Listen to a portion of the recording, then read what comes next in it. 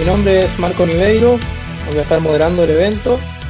Les doy la bienvenida al 41º encuentro Homenajes Conversatorio del año 2020.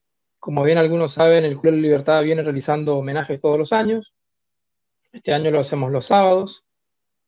Tomamos referentes del pensamiento liberal de todos los tiempos y homenajeamos sus ideas teniendo en cuenta su natalicio. Les quisiera recordar que pueden solicitar un certificado que es gratuito para los socios y tiene un costo de 200 pesos para los demás. Los socios lo pueden pedir con un formulario y el resto lo pueden solicitar por nuestras redes sociales. También les recuerdo los beneficios que poseen los socios del club, como por ejemplo 20% de descuentos en la compra de nuestros libros. El homenaje que nos convoca en el día de la fecha es Robert Nozick. Robert Nozick, para hacer una introducción bien breve antes de dar la palabra a nuestros disertantes, está muy vinculado con la escuela filosófica norteamericana, que al ser anglosajona escriben poco y fácilmente entendible, escriben muy vinculado con la matemática, sería la antítesis de todo lo que venga de la Sorbona. Podemos empezar presentando a Nozick a partir de dos ideas centrales: cómo construir un Estado sin que se violen los derechos individuales, derechos que son naturales, y por otro lado, ese Estado, que es un Estado mínimo para Nozick, que tiene dos funciones que son básicas, que son la seguridad y la justicia. A su vez, fundar una noción de justicia que él llama en términos de retribución, no una justicia distributiva, sino una justicia retributiva.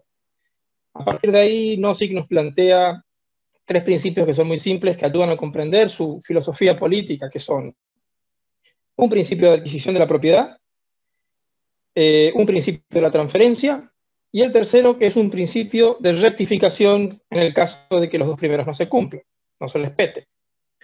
Nozick nos plantea una visión utópica de la sociedad. El Estado mínimo para él tiene que ser como un paraguas. No tiene que ser una finalidad en sí mismo. Es decir, tiene que ser como una suerte de marco general en el cual las utopías generales, comunales o individuales se puedan desplegar. Desde cuestiones religiosas a cuestiones más libertinas entrarían en este paraguas. También es interesante destacar su debate con su amigo John Rawls, donde discuten sobre dos posiciones. Aquí hay distintas opiniones, una posición en favor de una libertad liberal mucho más extensa, como la plantea Nozick, y una libertad, y aquí es donde algunos están de acuerdo y otros no, que también es liberal, pero que es más igualitarista, que es en el caso de John Rawls. Una posición liberal y una posición libertaria, como dirían algunos. Bien, quisiera convidarlos con un breve video para poder ahondar mejor en la introducción. Si puede ser, Albert.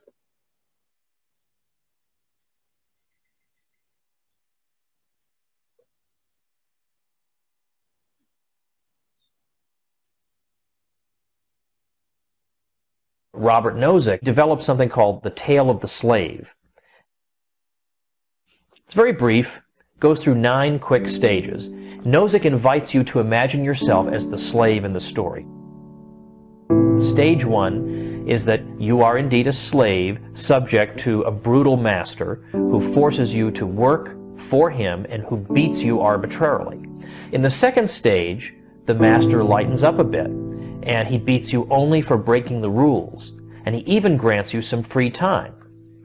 In the third stage, we add the additional dimension that you are one of a group of slaves subject to this master. And this master, based on principles that are acceptable to all of you, decides how goods will be allocated among you. In the fourth stage, you even get some time off. You have to work for the master for only 3 days per week. The other 4 days are your own.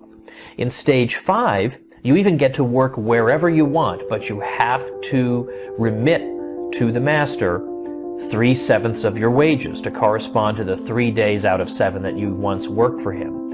He also retains the right to recall you into service in emergencies and to increase at any time the fraction of your wages to which he lays claim. Then, in stage 6, everyone, all let's say 10,000 slaves, except you, are granted the right to vote. So they get to decide what is allowed and what is not allowed. They get to decide what fraction of your wages will be taken away and what outlets the money will be spent on. In stage 7, You still don't have the right to vote, but you are allowed to try to persuade those who can vote to exercise their powers in a particular way. In stage 8, you are granted the right to vote, but only to break a tie. You write down your vote, and if a tie should occur, your vote is opened up and recorded. No tie has ever occurred. Finally, in stage 9, you are fully granted the right to vote. But this simply means, functionally, that as in stage 8, in case of a tie, your vote carries the issue. But there has never been a tie. Nozick's question is this: at what stage between 1 and 9 did this become something other than the tale of a slave? That's the kind of mind-blowing question that makes you rethink everything you've been taught about taxation and society, government. It's the kind of thing that makes you skeptical of government propaganda from that moment on. And that's precisely why Nozick's question is never asked.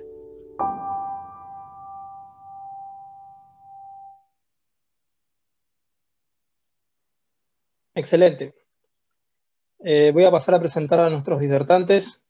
Contamos con la con la participación de Carlos César Hernández, director del Club de la Libertad, abogado, constituyente municipal de Corrientes 1994 y secretario parlamentario constituyente de la provincia de Corrientes año 2007. Joaquín Ordiz Ugarte es estudiante de Derecho por la Universidad de Palermo y es exdirector nacional de Estudiantes por la Libertad Argentina, periodo 2019-2020. También contamos con la participación de Daniel Maximiliano Vidal, estudiante de programación y participante de la mesa directiva del Partido Libertario. Los tiempos de exposición son de 15 minutos, de los cuales se les puede agregar 5 más, si falta cerrar la idea. Y ya para el público, a medida que los disertantes van desarrollando sus ideas, pueden ir dejando sus preguntas o inquietudes.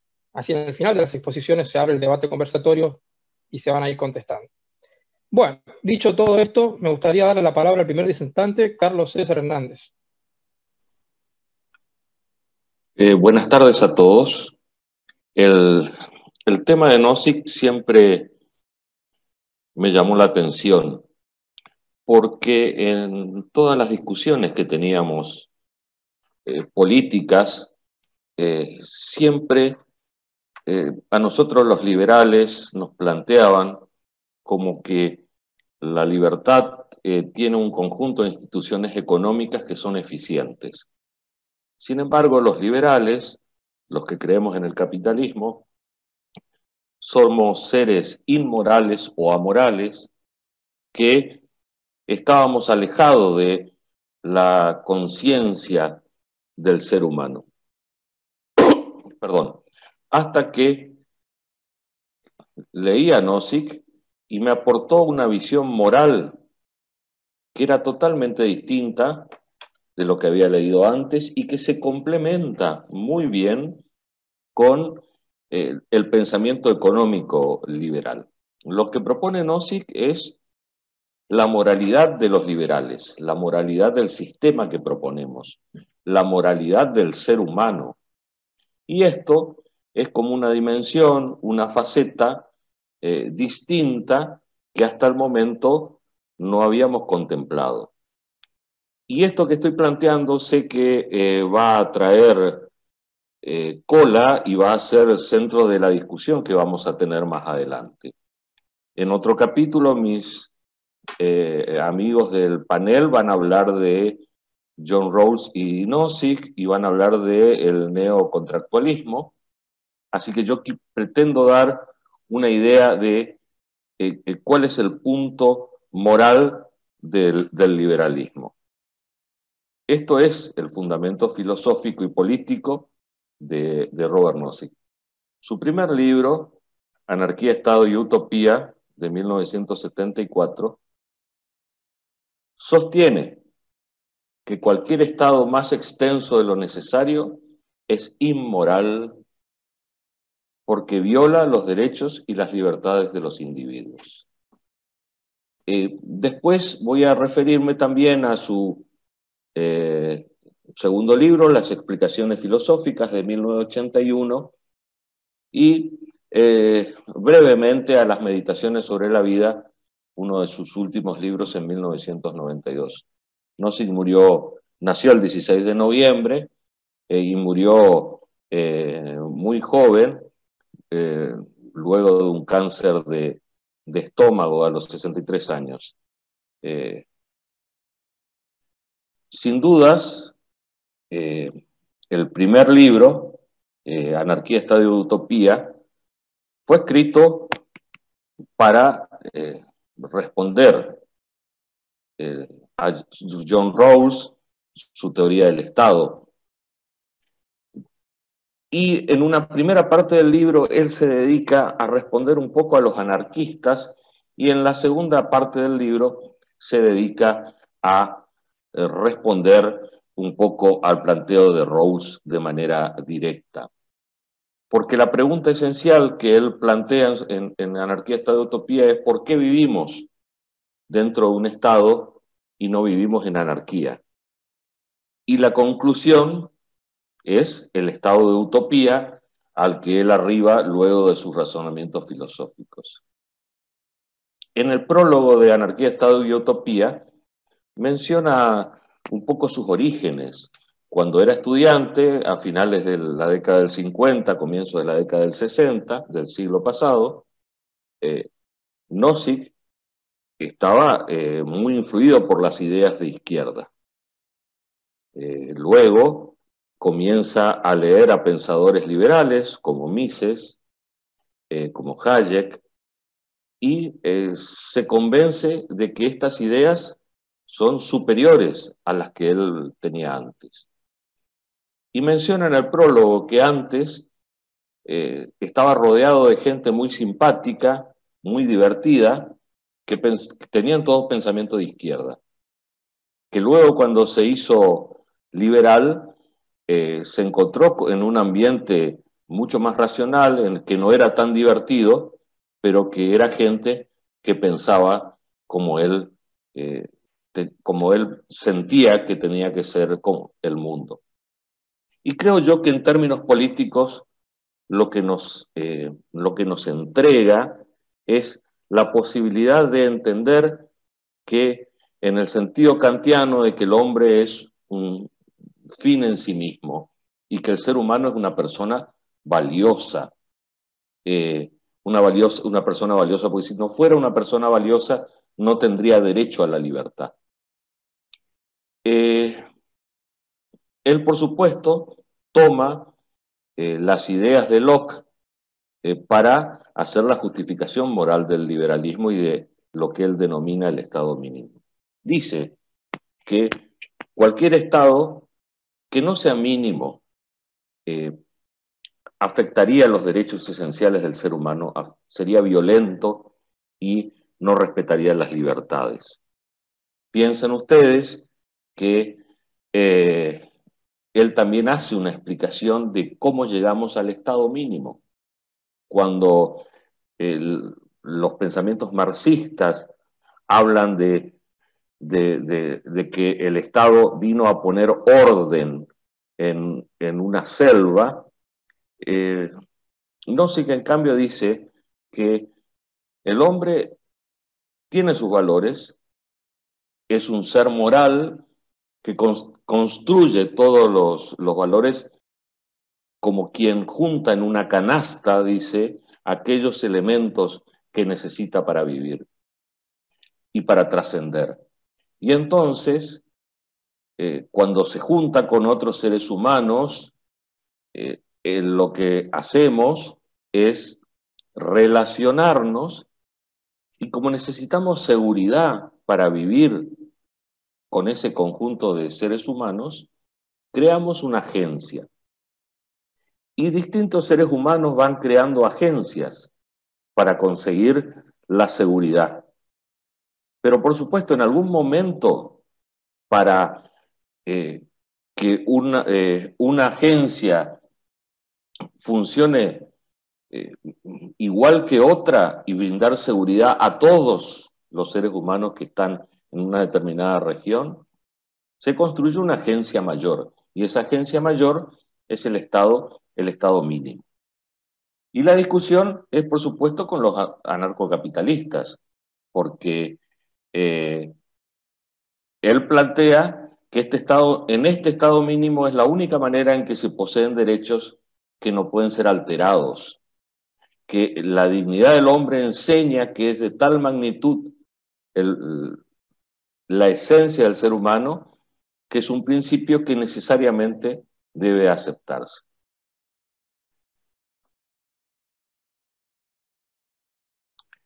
Posteriormente, cuando analiza las explicaciones filosóficas en 1981, en su libro, él sustenta desde el punto de vista epistemológico lo que plantea en Anarquía, Estado y Utopía. Por un lado, plantea una crítica a la forma del análisis argumental de la filosofía, porque estima que es un intento de obligar a alguien que crea en algo, lo quiera o no. Él piensa que se debe estudiar a la filosofía en una forma menos coercitiva y que incluso por esa razón él habla que argumentar o tratar de convencer ya implica una violencia. Por esa razón llama a su libro Explicaciones filosóficas. Él lo que hace es dar a conocer unas explicaciones filosóficas y de esa manera logra dar sus argumentos, dar los elementos para que analicemos, pero sin utilizar la fuerza. Hasta tal punto él cree en la libertad del ser humano que no va a usar ni siquiera la fuerza para que conozcamos sus argumentos. Le dedica muchos párrafos a lo que él denomina el valor. Y él dice que cada ser humano tiene un proyecto de vida y una existencia diferente al del universo. Cada ser humano es un ser valioso y vale la pena por esa razón darle la libertad, darle el libre albedrío. Es decir, cada uno de los seres humanos, cuando nacemos y nos incorporamos al mundo, lo que hacemos es incorporar una serie de valores, lo que él denomina dentro de la constelación de valores, nosotros sumamos los propios valores, que son distintos absolutamente a los de otro ser humano. Pero esto no quiere decir que Nozick crea en el relativismo de los valores. Él claramente dice que todos los valores son objetivos y no son subjetivos, como piensan los relativistas a ultranza.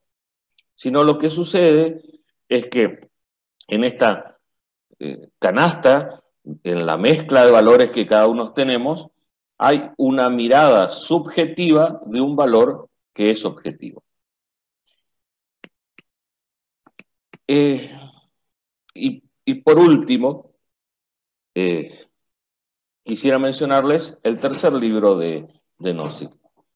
Nozick, en Meditaciones sobre la vida, un libro de 1992, realiza una serie de conversaciones sobre distintos temas.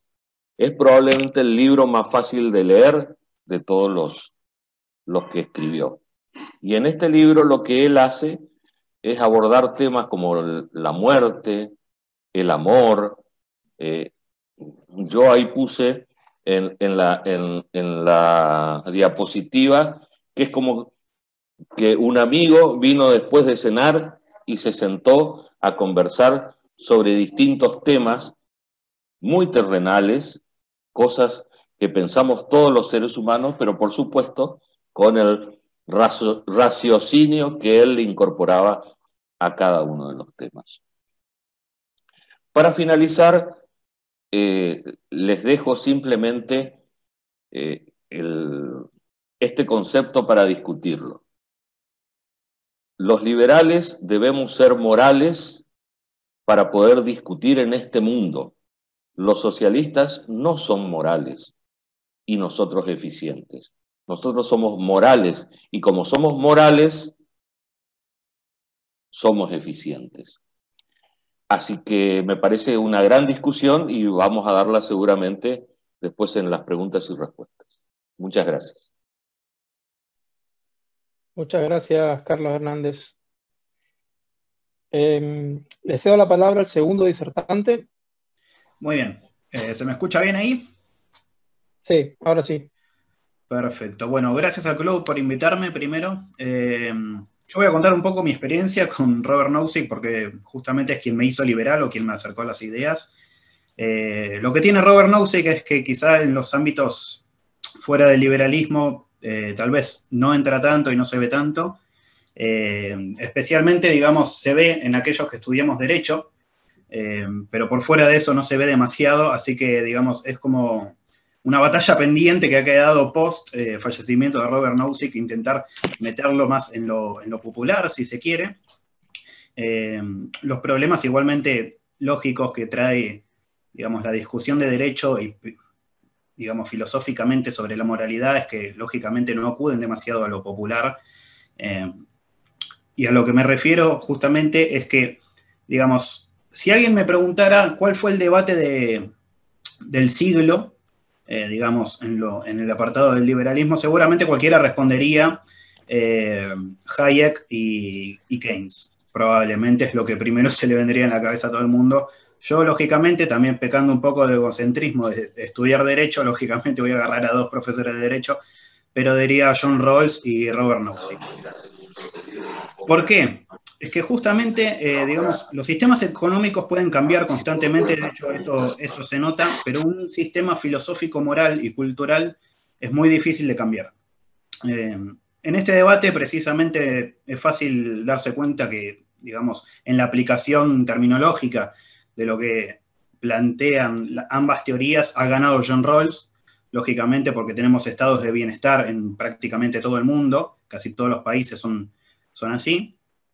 Sin embargo, es interesante rescatar lo que hace Robert Nozick dando este debate, porque plantea cuestiones que quizá, no sé, digamos, no entran en lo popular como mencionaba, y quizás pasan un poco de largo en esta, digamos, obsesión que tenemos los liberales tal vez de quedarnos solo con la economía. Pascal Salin habla de los dos liberalismos. Uno es el liberalismo como fin y otro es el liberalismo como medio. Lo que hace Robert Nozick es justamente plantear de lleno el liberalismo como fin y el ser humano como fin en sí mismo. Y esto es el eje central, digamos, de toda la teoría de Nozick. Es la propiedad, principalmente, pero como principal propiedad que uno tiene es uno mismo. Desde ahí elabora todo su concepto de la justicia. Robert Nozick no es que se enfoca en plantear directamente cuestiones de la propiedad en las que uno, por ejemplo, un auto, una casa, ese tipo de propiedad, sino principalmente la propiedad sobre uno mismo, y por eso está tan ligado a, digamos, el desarrollo de conceptos tales como la esclavitud moderna.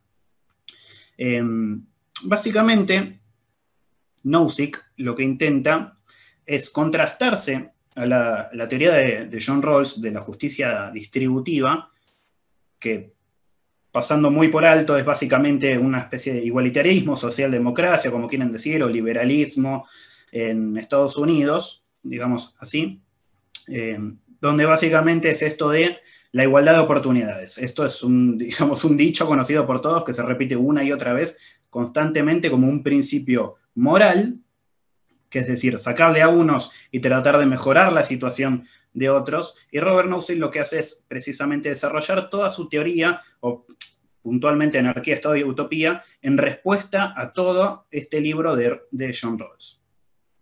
Básicamente lo que plantea Nozick, a grandes rasgos, para no extendernos demasiado, es lo justo no se basa en una necesidad o en un mérito, se basa en si tengo derecho a tal cuestión. En inglés se llama entitlement, no tiene, digamos, una traducción específica, pero sería como derecho a.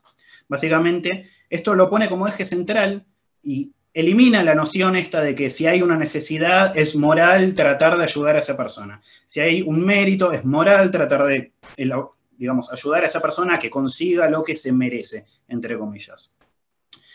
Y lo bueno de Nozick es que justamente como gran profesor de Derecho de la Universidad de Harvard que era, argumentaba muy, muy bien. Entonces, lo que hace Nozick de forma muy inteligente es tratar de sacar estas palabras con carga emotiva y moral de toda su obra. Entonces, lo que hace es aplicar justamente terminología un poco más legal y más neutra a toda su obra para que justamente tratar de evitar, digamos, caer en estas situaciones a las que John Rawls tiene muy acostumbrada a la gente, que es, digamos, involucrar palabras con carga emotiva como, digamos, justicia, mérito, necesidad, ese tipo de palabras trata de omitirlas. Entonces, por esto es que Nozick, digamos, plantea como eje central el entitlement o el derecho a. Como decía, básicamente Nozick pone como eje central de toda su obra la propiedad como uno mismo. Después, igualmente, esto supongo que ya lo va a trabajar un poco más Maxi Vidal, pero la separación de contractualismo clásico que hace, porque viene Nozick y rompe un poco, digamos, esta tradición lockeana, si bien él es uno de los mayores discípulos de Locke del siglo XX, rompe un poco con esta tradición, pero se lo dejo un poco a Vidal o un poco para las preguntas del final. Lo que tenía Nozick también es que era un excelente metafórico, es decir, era una persona que generaba, digamos, como bien decía el doctor Carlos Hernández, era una persona que explicaba muy fácil, muy concretamente. Es una, digamos, es una similitud un poco que comparte con Javier Milei, que constantemente está poniendo estos ejemplos que son muy prácticos de entender. Y lo que decía básicamente ante la redistribución de riqueza, entre la justicia distributiva, era, por ejemplo, ponía la metáfora de la lotería de los ojos, algo que desarrolla en su libro Anarquía, Estado y Utopía, que básicamente es, por ejemplo, sabemos que existe gente ciega, entonces, si hubiera una oportunidad, por ejemplo, de generar una lotería entre todo el mundo, de sacarle un ojo a una persona para dárselo a una persona ciega, entonces, digamos, dejar mitad de visión en cada persona, lógicamente esto quizá serviría para mejorarle la vida a la persona ciega en cuestión. Pero ahora, ¿eso lo convierte en moral? Claramente no. Sobre todo, especialmente, cuando se tiene en cuenta que uno no está prestando consentimiento ante esa situación.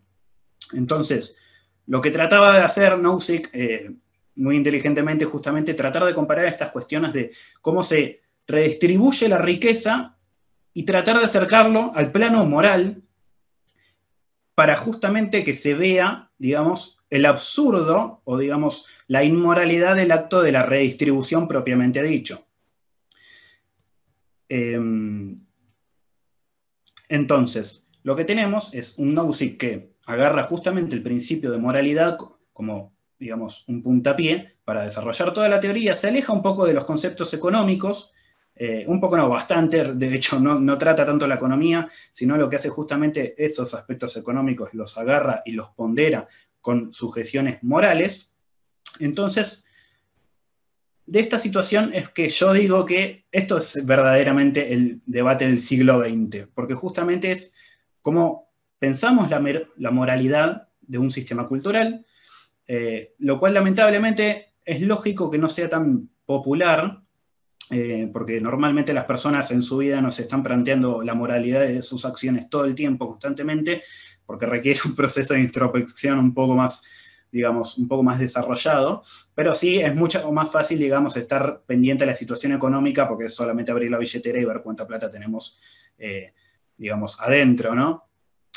Por eso yo estoy contento de que se retome un poco a Nozick y tratar de hablar de él en distintas situaciones, no solamente porque es la persona que justamente me acercó al mundo del liberalismo y de la libertad, sino porque justamente es quien plantea de lleno las cuestiones morales, que están un poco olvidadas.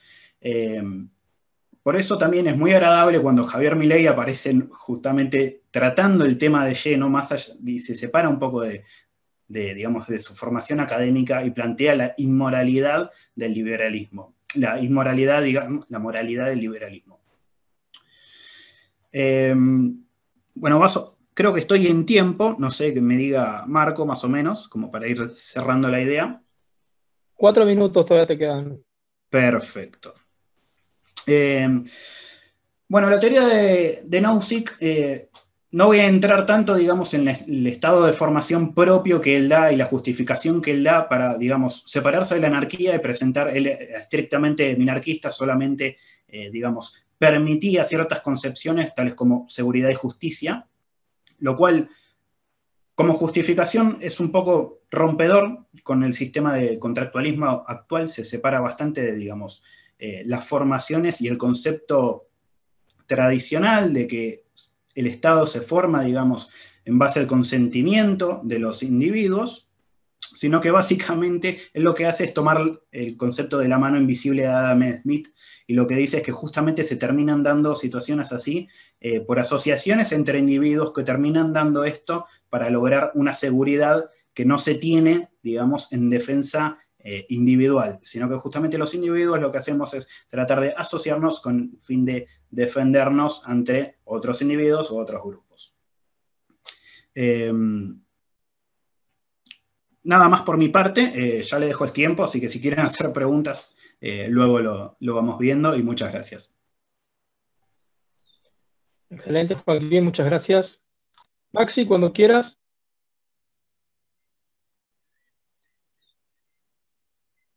El celular. Hola, hola. ¿Se me Perfecto, escucha? Maxi, se te escucha. Bueno, pasa, tengo la cámara del celular y entonces un quilombo. O sea, estoy en la compu y estoy en el celu. Bueno, buenas, ¿cómo va? Me veo gigante. Yo voy a comenzar hablando de Nozick, voy a hablar del neocontractualismo, por así decirlo.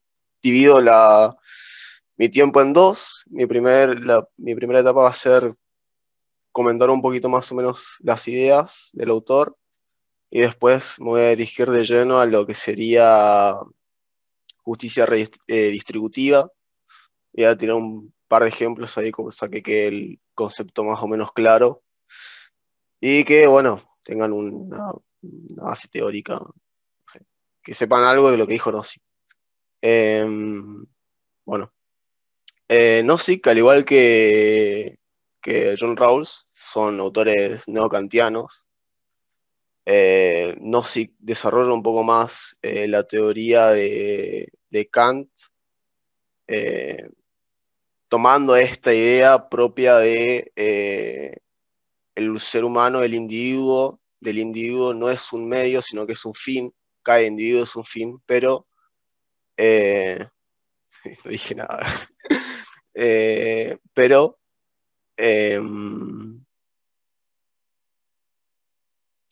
para morir. De otra manera. No me digo sin un fin, pero desde el lado del gobierno, o sea, desde una mirada del gobierno, no una mirada entre individuos. Entonces, él explora un poco más lo que es el imperativo categórico, diciendo, actúa de tal manera que minimices el uso de la humanidad simplemente como medio. Entonces, él no, Nozick no entra, voy a hablar de Locke ahora, Nozick no entra tanto en lo que es medio entre individuo con individuo, sino entre cómo el Estado va a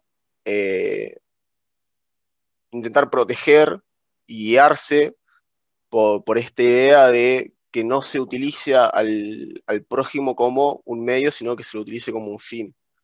Pone un ejemplo para explicar esto y dice, yo voy caminando y me encuentro con una chica que está buena, que es linda.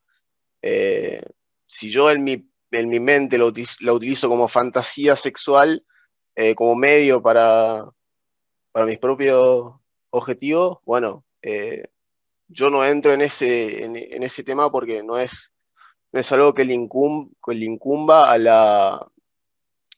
la filosofía política, sino que él va más desde un lado, como dije, del gobierno. La base de Rawls, de Nozick, no explicaron lo que es el velo de ignorancia, pero bueno, espero que se entienda más o menos. Es cuando es una idea que tomó John Rawls, que dice que para poder llegar a una idea de justicia en una sociedad, el mecanismo que tenemos que utilizar sería olvidarse de todas las cualidades que tiene uno, de toda su historia, y ponerse como en un estado medio para cuando le pregunten sobre tal cuestión, que esa persona tenga la libertad de tomar sus propias decisiones. Por ejemplo, con la religión. Bueno, yo pertenezco a una religión que divide, ¿no es cierto? Pero yo quiero poder ser parte de una religión y que no me persigan, ¿se entiende? Entonces yo voy a intentar, bajo este velo, que haya libertad de religión, ¿se entiende?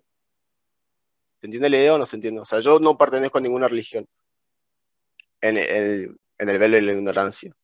Pero yo lo que quiero es poder garantizar que yo, quitando este velo, pueda tener una religión y que nadie me diga nada, básicamente. Bueno, no sí que lo que hace es utilizar este velo de la ignorancia, pero no lo utiliza con el ser humano, sino que lo utiliza con las instituciones y el gobierno. Entonces él dice, imaginemos, y es un experimento mental, imaginemos una sociedad, una civilización, el que en un momento ya no existe más el gobierno y las instituciones. ¿Cuál sería, cómo comenzaría este proceso? Y bueno, el proceso se va dando en instituciones que empiezan a ser más fuertes, más débiles, que empiezan a pelear entre sí, que se lo podría relacionar un poco con el lejano oeste, donde hay dentro de la misma sociedad se va acomodando, se va dividiendo tareas para ir logrando sus cometidos y que la sociedad sea una civilización tranquila, por así decirlo, una civilización eh, sin quilombo. Y bueno, esto en un momento u otro llegaría a una institución que tenga todo el monopolio, lo que sería similar a un estado mínimo. Entonces, al fin y al cabo, lo que Nozick decía que era justo, y esta frase me olvidé de decirla, pero que era con la que iba a comenzar, pero dice, the minimal state is the most extensive state that can be justified. O sea, el estado mínimo es el único estado que puede ser justificado. Y va atrás de toda esta idea de en un estado natural, en una dialéctica como de la mano invisible, pero en la sociedad, lo justo va a ser el desarrollo de la ley del más fuerte, por así decirlo, y no tiene nada de malo que diga eso, o sea, está bien, y para mí así también, así que, bueno. Cuando él habla sobre derecho natural y habla sobre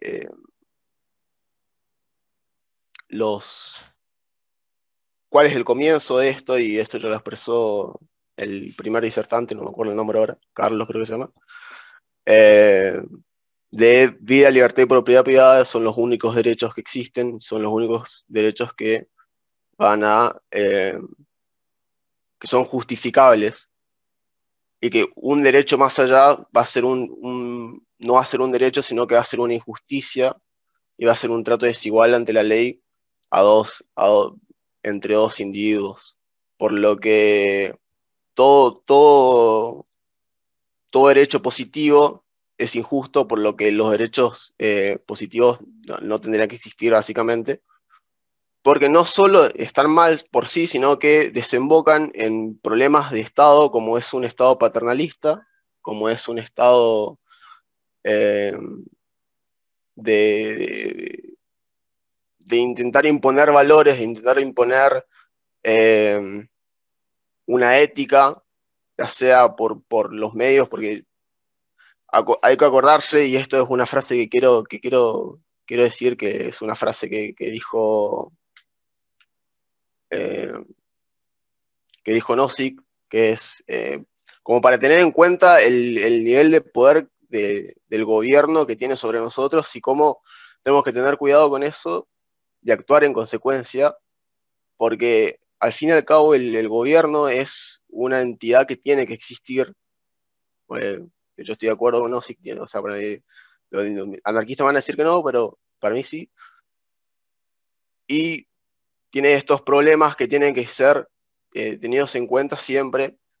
Y dice así: ser gobernado significa estar en toda operación, en toda transacción, anotado, registrado, contabilizado, tasado, timbrado, medido, numerado, valorado, licenciado, autorizado, amonestado, advertido, prohibido, reformado, corregido, castigado. Con el pretexto de la utilidad pública y en nombre del interés general, se es puesto bajo contribución, se es reclutado, despojado, explotado, monopolizado, oprimido, exprimido, mofado, robado.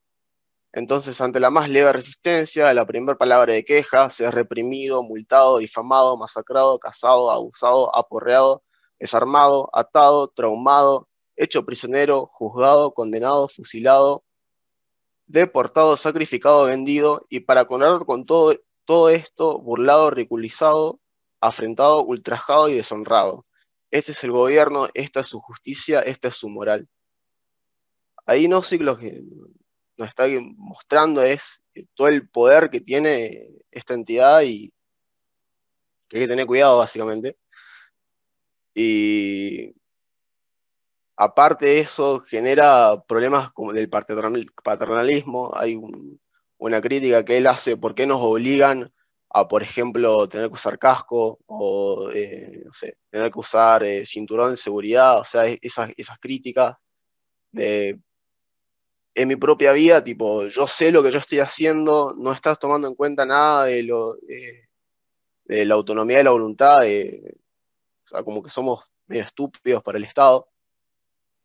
Nos imponen valores morales, o sea, nos dicen que la prostitución está mal, que mirar pornografía está mal, que el uso de estupefacientes está mal, y la verdad que el gobierno no tendría que tocar esos temas, o no tendría que intentar imponerlos por medio de la educación, que es un problema que ya existió, que fue el iluminismo, que el gobierno impulsó todo tipo de ideas mediante la educación, ¿sí?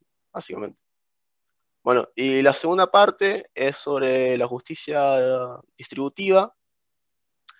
El ejemplo que voy a dar es si en una sala de 8 personas piden una pizza para comer, dice, bueno, qué es lo justo? ¿Qué es lo justo que reciba cada persona por la pizza?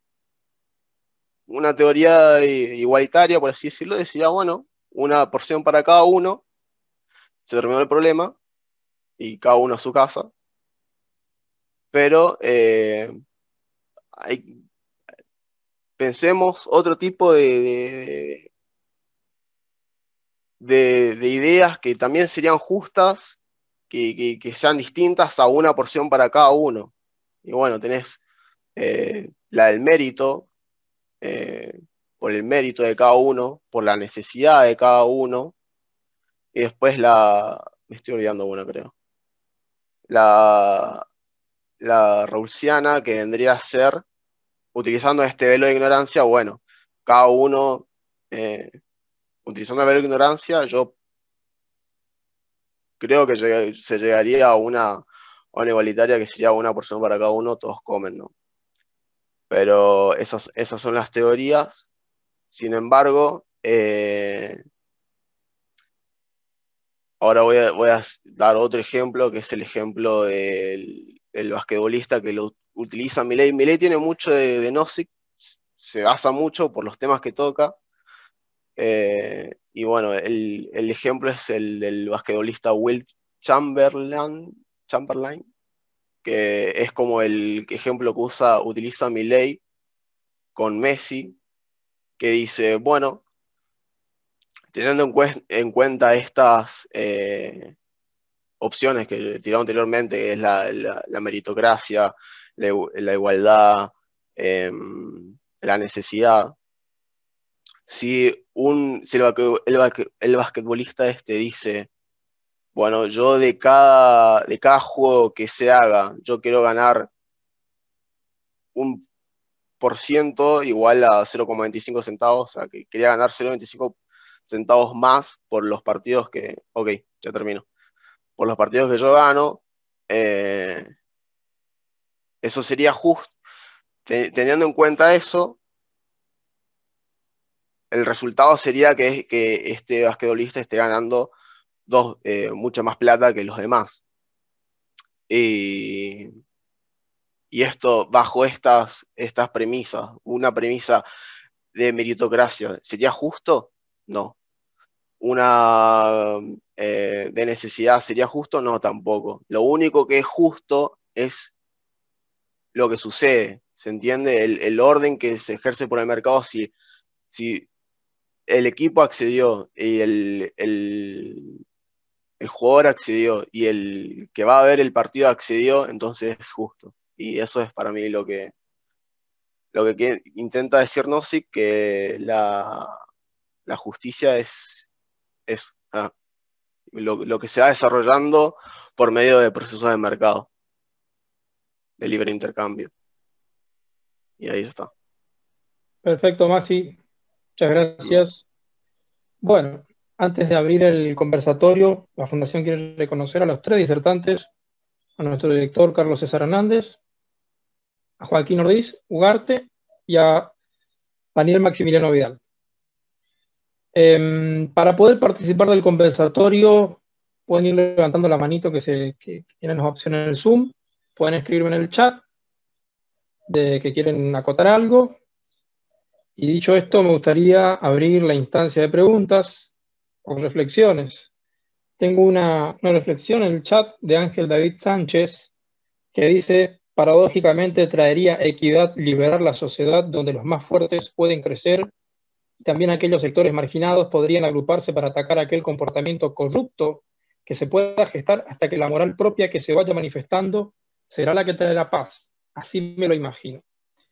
Yo no sé si alguno de los disertantes quisiera reflexionar sobre lo que escribió Ángel David Sánchez.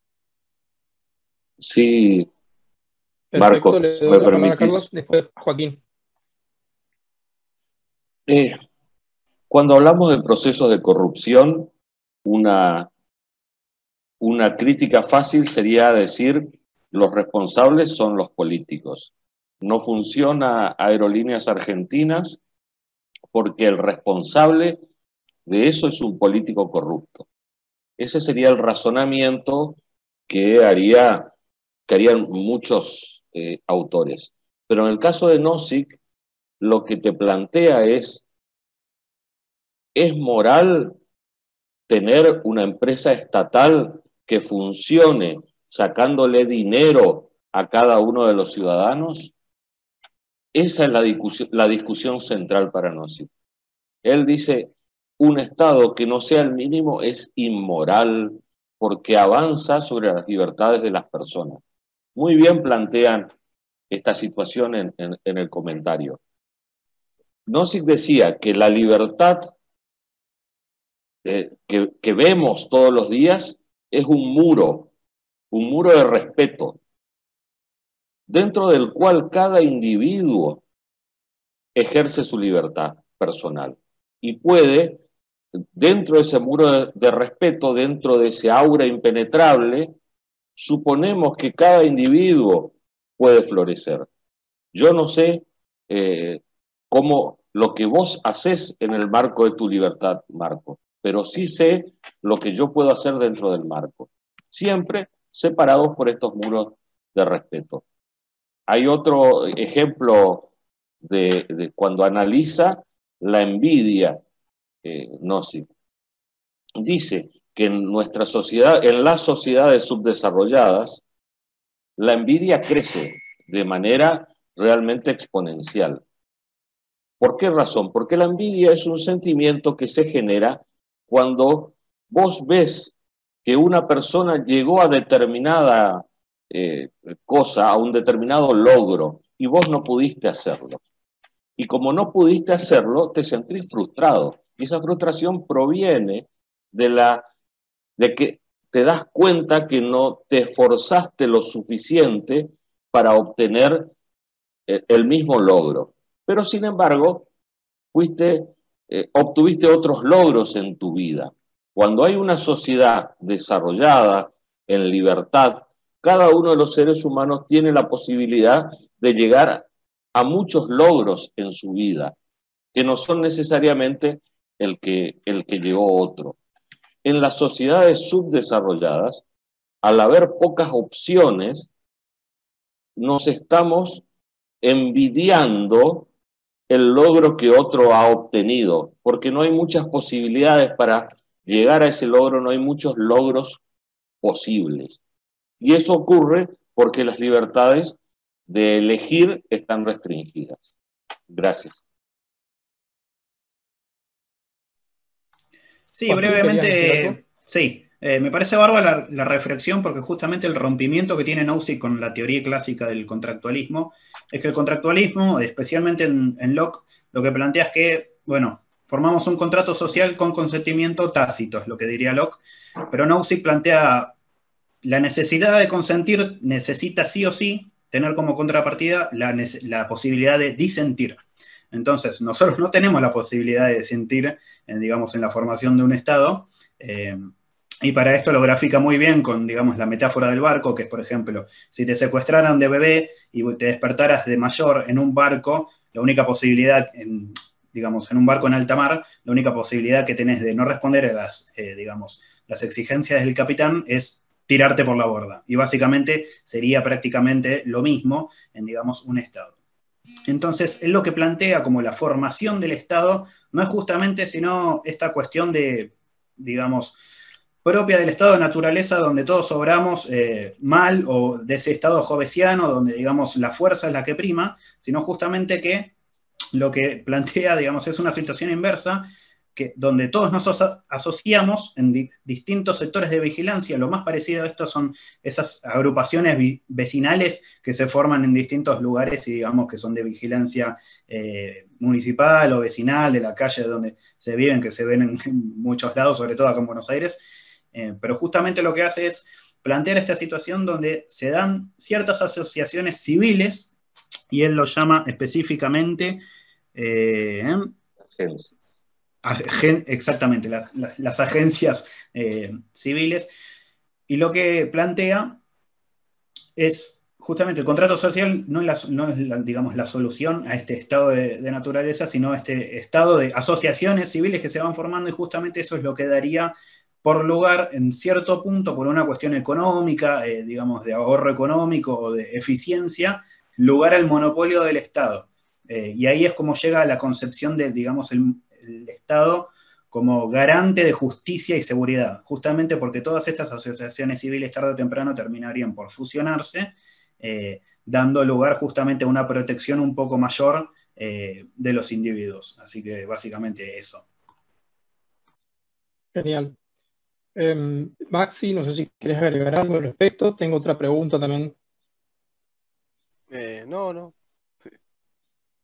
Bueno. ¿Qué dice la otra pregunta? La otra pregunta dice: el estado de Nozick se basa en la seguridad y la justicia. La crítica que hacen los anarcocapitalistas es: ¿por qué no se puede privatizar eso? Si todo lo demás ya es privado, ¿por qué esas dos cosas no podrían serlo? Puede ser tranquilamente, pasa que va a cumplir el mismo rol que cumple un gobierno minarquista, o sea, va a haber, eso es lo que dije, va a terminar habiendo una institución que va a ser la más fuerte, la que va a terminar teniendo el monopolio de la coacción y coerción. O sea, Carlos Hernández o Joaquín, ¿quisieran agregar algo al respecto de esta pregunta? Sí, bueno, digamos, acá es justamente la parte un poco más floja, si se quiere, de toda la teoría de Nozick, es justamente donde se ve el problema. Digamos, es lo que mencionaba recién, el traspaso de, digamos, instituciones privadas dando pie a justamente la formación de un ente monopólico de la violencia como es el Estado. Justamente todo, digamos, el punto más flojo, o que justamente es el más atacado normalmente, es como Nozick se aleja de la teoría del anarquismo para tratar de presentar a esto utilizando términos de que el Estado se formaría justamente a partir de asociaciones civiles. Entonces tranquilamente podríamos mencionar, bueno, ¿por qué no se puede volver a eso?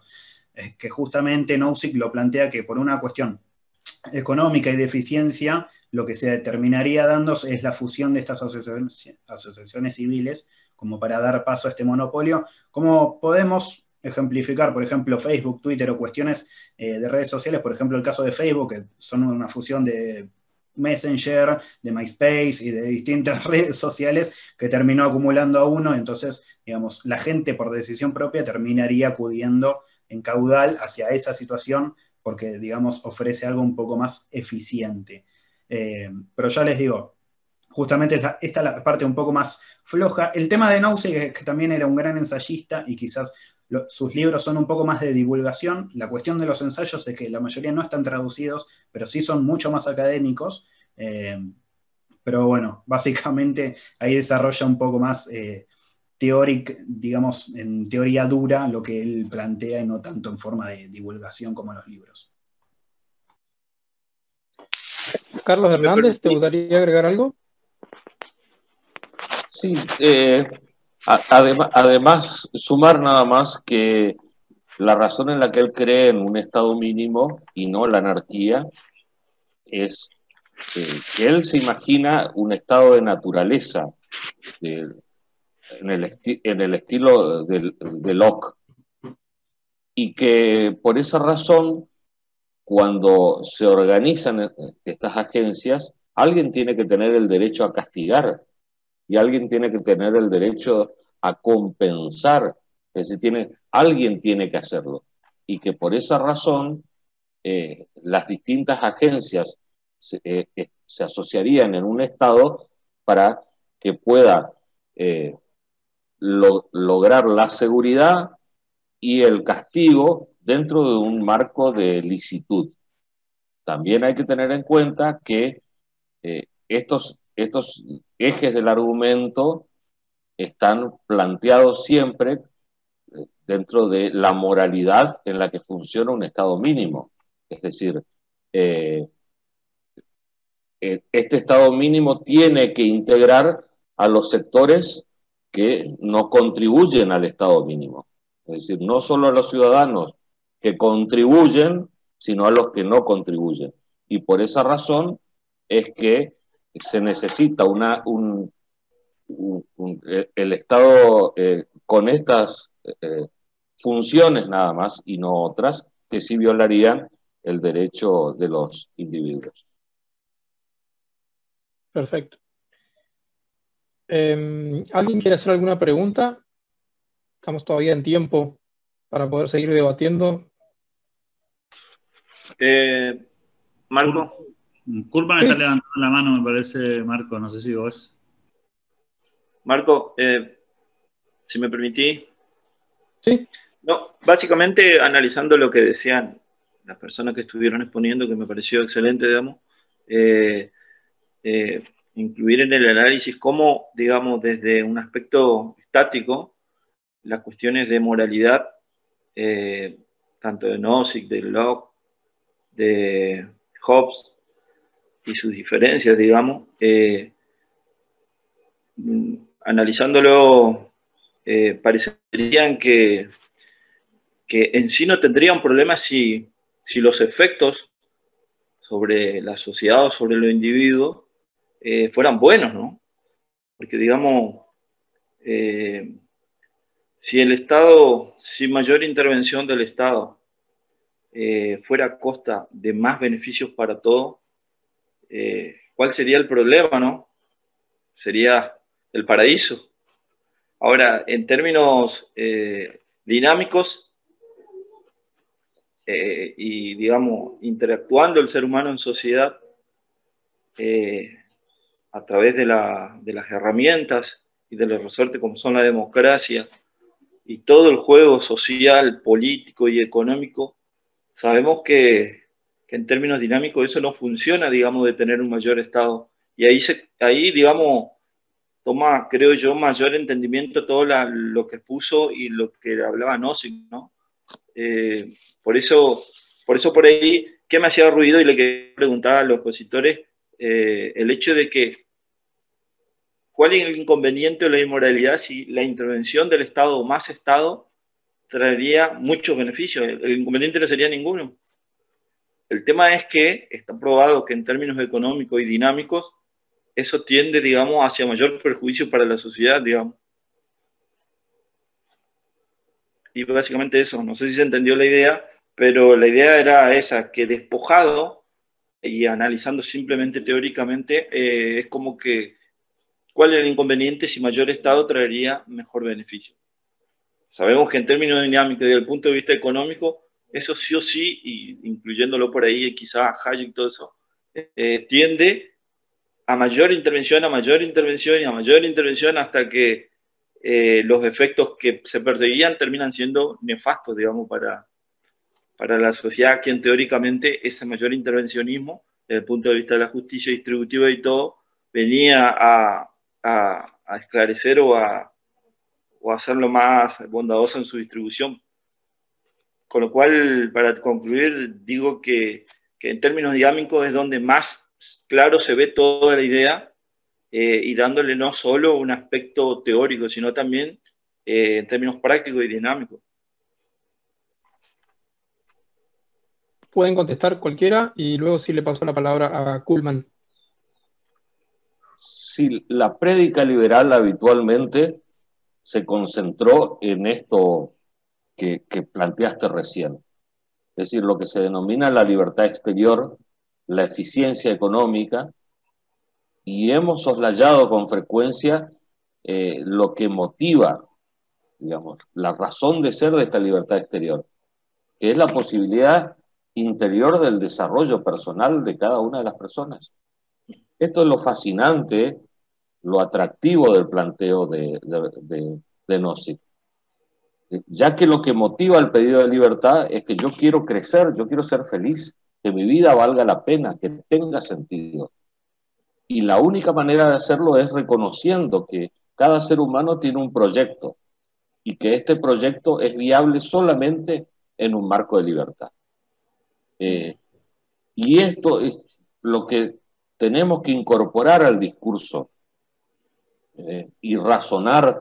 Si no creemos que las ideas liberales son, además de eficientes, morales, porque implican aceptar que el otro es distinto con su propia canasta de valores, la situación nos lleva a discutir sobre la eficiencia de la economía y les dejamos el campo moral a los socialistas. Ellos son morales porque piensan en el prójimo y nosotros somos inmorales porque no pensamos en el ser humano.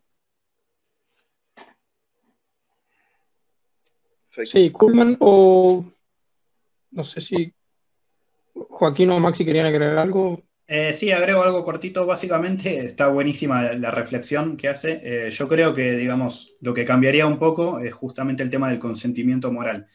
Básicamente lo que se establece a través de la imposición es justamente esta idea de poder disentir o consentir una situación. Entonces lo que haría, digamos, una situación en la que te genera un beneficio, lógicamente el consentimiento estaría, digamos, distinto, y ahí es lo que cambiaría justamente en la moralidad de elegir o no dicha situación. Así que eso básicamente. Ahora sí, Hugo Kuhlman. Sí, gracias, buenas tardes. Una pregunta simplemente. Nozick trata de alguna forma la situación de la tradición norteamericana, que claramente es contractualista, o sea, las colonias se formaron por acuerdo, la Constitución se formó por acuerdo, ellos pusieron las reglas, ellos pusieron los límites, todo. O sea, Estados Unidos es un gran milagro en ese sentido. Pero la tradición norteamericana también es puritana y tienen la costumbre de imponer reglas morales de carácter, hacerlas jurídicas obligatorias a reglas morales a la vida personal. por ejemplo, qué sé yo, lo más antiguo era el tema del alcohol, que prohibían el consumo de alcohol, lo más moderno es el tema de las drogas. Claramente es una tradición que conjuga contractualismo e invasión a ciertas decisiones personales. Nozick de alguna manera trató, criticó, analizó esa paradoja entre el contractualismo y esa invasión en la vida privada en la tradición norteamericana. Esa es la pregunta. Gracias. Y él presta atención al ámbito individual, a la canasta de valores que cada uno va incorporando a lo largo de su vida, va decidiendo sobre los valores objetivos, cuál de ellos. Yo diría que en ese aspecto que mencionás, el que más ha escrito es Max Weber con la ética protestante y el espíritu del capitalismo, y en contemporáneo de Nozick, Michael Novak, un pensador católico que tiene un libro que se llama El espíritu del capitalismo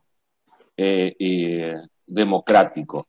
Y lo que hace es incorporar los valores católicos y analizar también de esa manera cómo funcionan las sociedades. Pero Nozick no avanza profundamente en esto. Sí establece muros que son importantes. El muro del respeto, que te permite dentro del ámbito privado, dentro de tu libertad, hacer lo que estimes en tu vida, no llegando a los extremos de los puritanos que vos planteás. De hecho, hay asociaciones norteamericanas que son casi fascistas desde nuestro punto de vista, planteando cosas que ingresarían en el ámbito personal. Pero yo te diría que Nozick, lo más importante es decir que el Estado no puede avanzar sobre esos muros de respeto que tiene que tener cada ciudadano. Y que ahora vamos a verlo muy bien con estos resultados electorales en Estados Unidos. Va a haber una gran discusión sobre el tema de los valores morales, sobre el tema de la individualidad, sobre lo que opinan cada uno de los pastores vinculados a las iglesias protestantes, la iglesia católica, que va a tener un ingreso importante porque Biden es católico, como John Kennedy. Entonces va a haber una discusión interesante en los Estados Unidos en estos años sobre la vinculación de los valores de las iglesias en la vida cotidiana.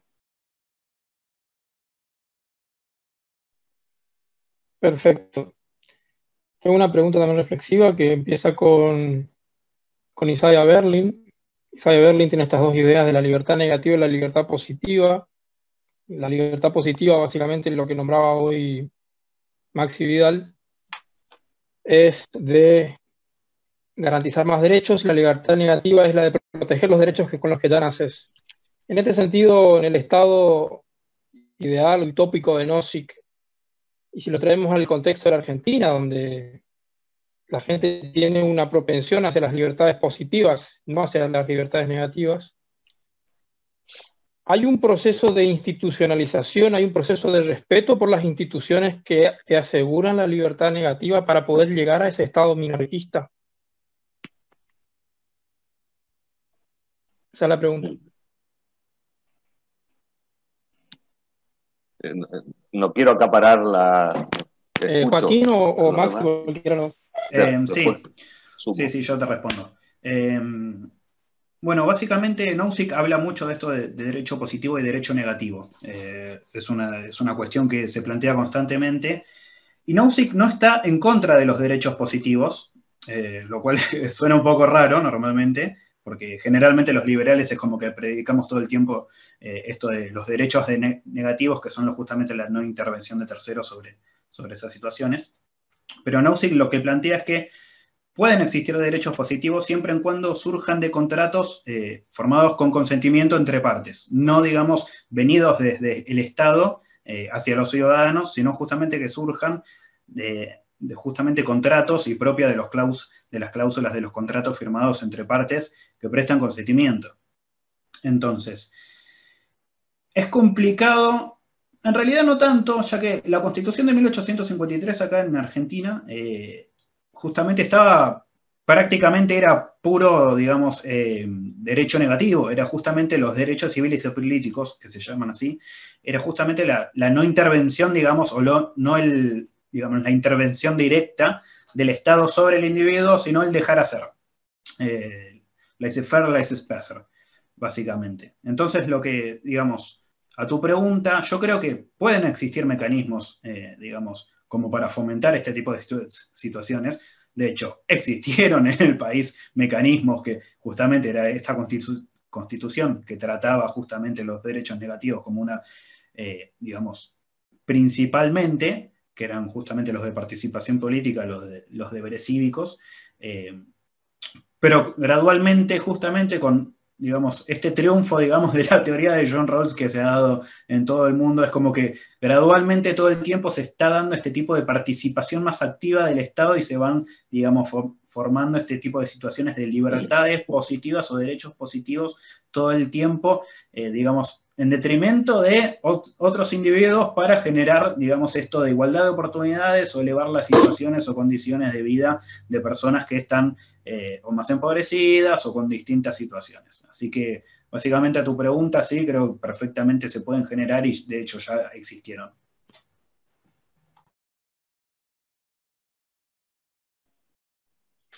Quería agregar una preguntita ahí sobre lo mismo, Marco. Viste, ¿Sí? digamos, parecería que de por sí, si no hay una, o sea, lo siento, lo veo, y le pregunto si no hay una cierta contradicción entre esos términos, digamos, de libertad positiva, ¿no? No sé, automáticamente me surge una idea respecto a los impuestos. Yo soy contador, digamos, y lo veo más por ese lado y también desde el punto de vista de la economía, pero es como decir que el Estado te cobra impuestos, te presiona vía impuestos y después te ayuda con subsidios, digamos. Eh, es como una contradicción. ¿No sería mejor no cobrarte los impuestos y dejarte explotar tu creatividad, digamos, y producir libremente, perdón? Acá lo mismo, si el estado del hombre es ser libre por naturaleza, cualquier cuestión en el medio, cualquier maniobra por parte del Estado, me suena un poco a eso, a una contradicción en sí misma. No sé qué opinan los expositores. ¿Se me escucha? Sí. Sí, Maxi. Sí, ese es un problema que tenía Nozick también, o sea, el problema de los impuestos, incluso no hay chance de que un grupo de personas elija no ser parte en el estado mínimo de Nozick, o sea, sí o sí va a tener que pagar impuestos, ¿me entendés? Tipo, si no, la cooperación, la civilización, estos axiomas lo tiene Mises también, la praxeología, ¿no? Se estarían incumpliendo y aunque también es violar tu persona, medio que te la tenés que bancar, o sea. Es un estado mínimo. ¿Se entiende? ¿Algún Carlos o Joaquín quieren agregar algo? Sí, lo que se plantea es exacto. O sea, esto que hemos dicho parece puramente teórico, pero tiene importancia para organizar nuestra concepción de la sociedad. ¿Empezamos a reflexionar a partir de la justicia o empezamos a reflexionar a partir de la libertad. Esas eran un poco las diferencias entre Rawls y Nozick. Para Rawls, la justicia era la reina y la libertad era la primer princesa. Y muy cerquita, pero lo más importante era la justicia. Para nosotros, la libertad es necesaria y cualquier forma de ejercer violencia sobre otro ser humano es inmoralmente incorrecto, y esto lo plantea Nozick. En el ejemplo de los impuestos, es básicamente inmoral sacarle plata a una persona si no lo consiente. Y cuando nosotros consentimos, porque vivimos en un determinado país, aceptamos cierto estado mínimo que me dé seguridad, que me dé justicia, y para Rawls se terminaba el rol del Estado ahí. Eso era lo que él creía básico e indispensable como estado mínimo. Entonces, por eso es importante la reflexión desde este punto de vista. ¿Qué queremos primero nosotros, justicia o libertad? Esto es una vieja discusión entre los liberales, viene de las escuelas filosóficas, desde la antigua Grecia, estoicos versus hedonistas, ¿sí? Los que descienden de los hedonistas son los utilitaristas, y los que descienden de los estoicos son los moralistas como Rawls, como Locke, que creen que la libertad está por encima de cualquier otro goce. El filósofo que crea la escuela estoica, un esclavo, Epícteto, decía que aún padeciendo la vida más dura, uno siempre encuentra una salida a la vida, y esa salida a la vida es el suicidio, es elegir otra vida. Aún en esa situación en la que uno es esclavo, no tiene otra elección, no hay otra posibilidad, siempre tenés la elección de ir a otra vida. ¿Sí? Por esa razón, toda esa escuela le pone énfasis a los valores austeros, de ahí, y esa es la raíz de Locke, y es la raíz por supuesto, de Nozick. Totalmente, Carlos, son elecciones muy difíciles.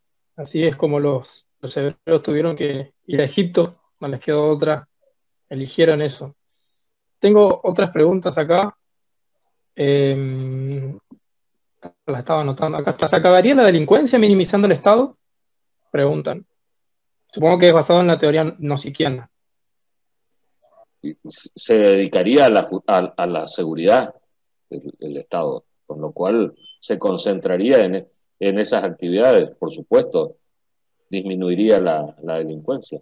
Y además muchas cosas que se generan porque son mecanismos propios de la corrupción. Es decir, donde vos tenés sistemas en los que el Estado maneja dinero que no es de él, cuando hay un Alberto Fernández que decide con el dinero de todos los demás hacer solidaridad, la solidaridad no es tal. Intrínsecamente es inmoral utilizar el dinero de los demás.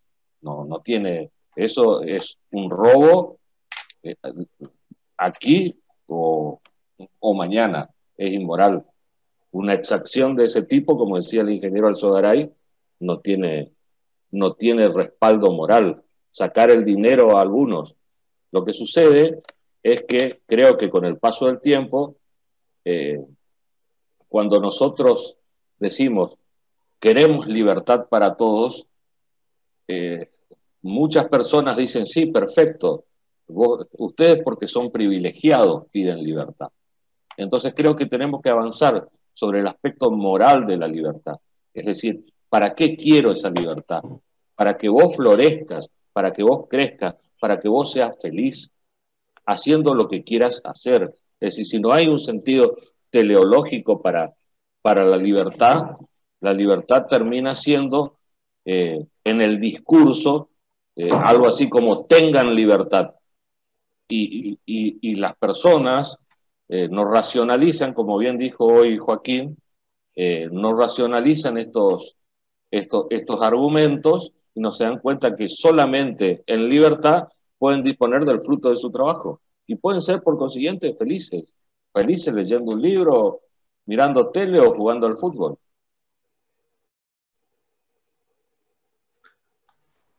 Sí, muy brevemente un comentario. No creo que la delincuencia se acabaría de por sí, sino básicamente sería justamente caer en que quedaría sin funcionalidad el propio Estado, ya que justamente lo que viene digamos, a tratar sería este problema. Entonces sería una suerte, digamos, de caer en desutudo o quedaría sin función específicamente lo que viene a tratar de prevenir, pero sí que probablemente disminuiría en gran medida la delincuencia generada porque justamente sería mucho más eficiente y por justamente no tener que involucrarse en otras cuestiones y solo abocarse específicamente hacia eso, nada más.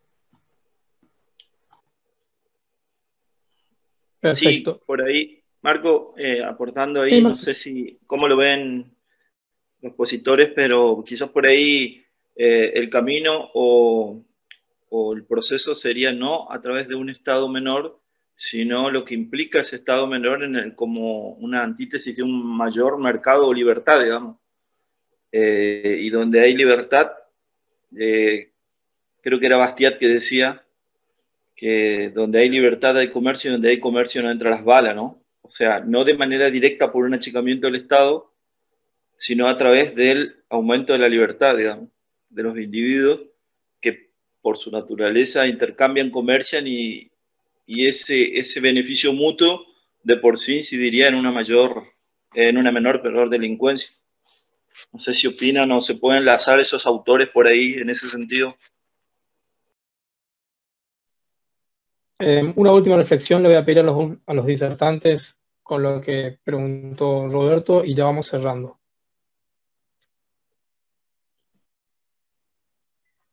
Cualquiera puede aportar. Carlos Hernández, usted que está más apurado. Sí, tengo otro Zoom, disculpen. Me parece que en este tema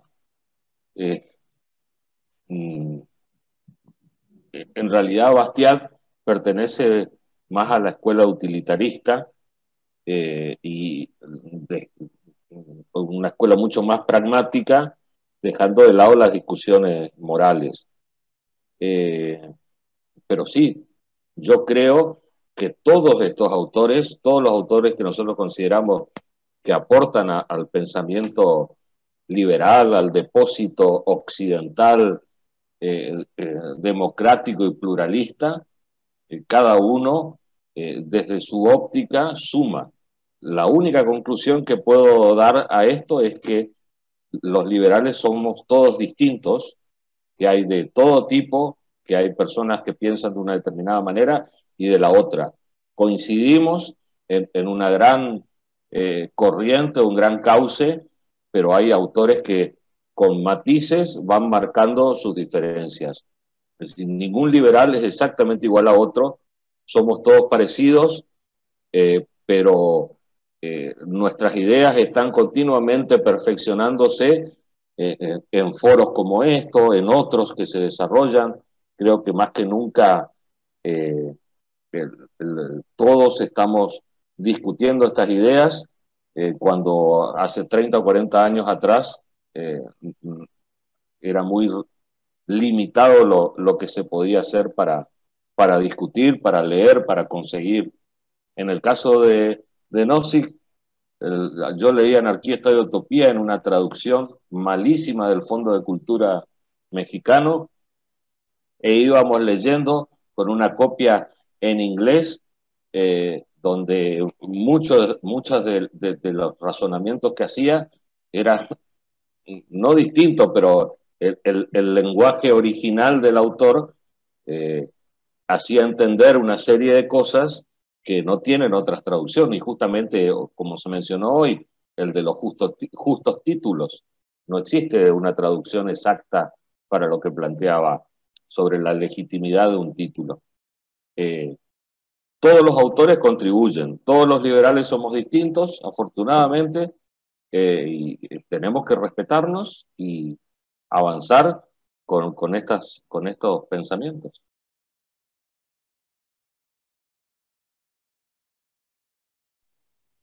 Joaquín, Maxi, ¿quieren hacer algún cierre? ¿Contestarlo a Sí. Roberto?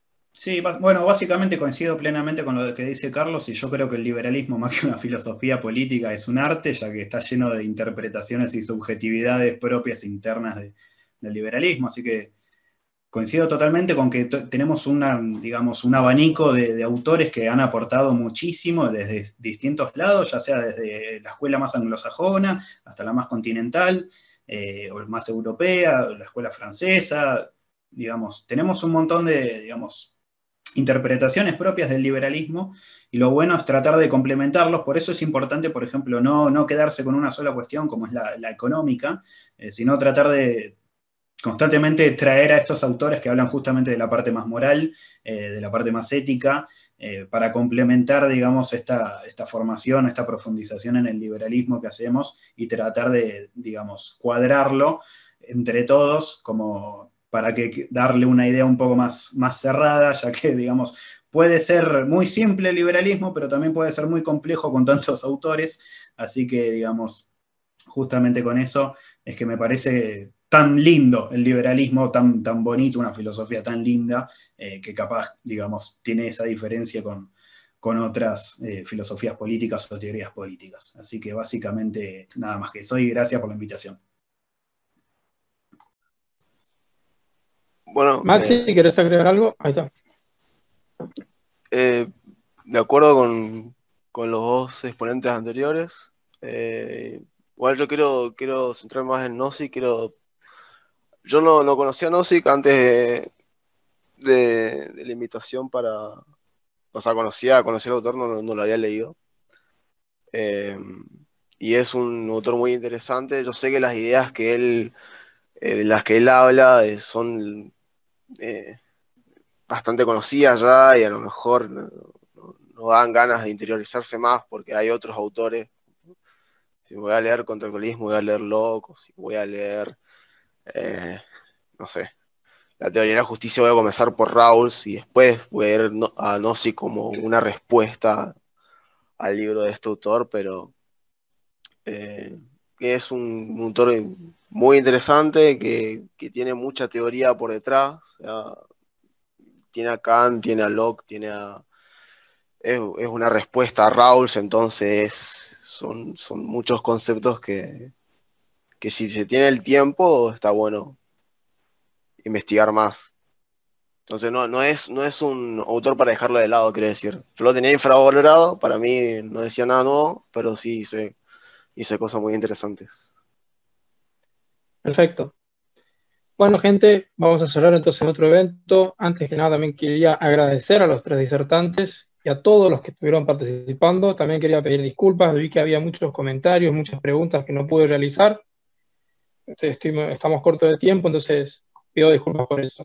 Muchas gracias a todos, y los invito el próximo sábado a las 6 de la tarde también por esta misma plataforma. Vamos a homenajear a Albert Libertad. Y con esto me despido de todos. Muchísimas gracias por asistir. Hasta luego. Hasta luego, Gracias. chao. Muchas gracias a todos, hasta luego.